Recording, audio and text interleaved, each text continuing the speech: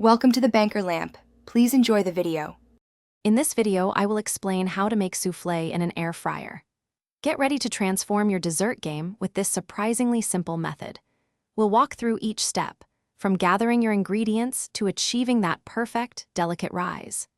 You'll be amazed at how quickly and easily you can create a restaurant-quality soufflé right in your own kitchen, using just a few common items and your trusty air fryer. Let's gather our key ingredients for a delicious soufflé. You'll need 2 large eggs, 2 tablespoons of unsalted butter, and 2 tablespoons of all-purpose flour. Don't forget 1/2 cup of whole milk, plus a pinch of salt and pepper for seasoning. The most crucial first step is to carefully separate your egg whites from the yolks, ensuring no yolk gets into the whites. This separation is vital for achieving that signature airy texture.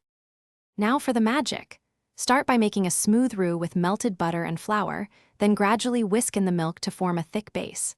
Next, incorporate the egg yolks one by one until smooth.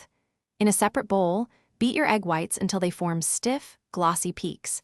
Carefully fold these airy whites into your yolk mixture, preserving volume. Finally, air fry your soufflé at 325 degrees Fahrenheit for about 12 to 15 minutes. Your perfectly risen soufflé is now ready. Look for a beautiful golden brown top and a significant puff.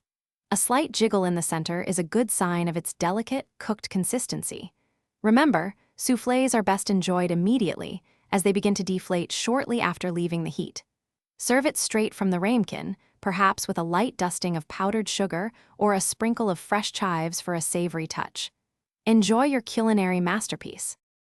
Thanks for watching. If this was helpful, leave a like and consider subscribing. See you next time.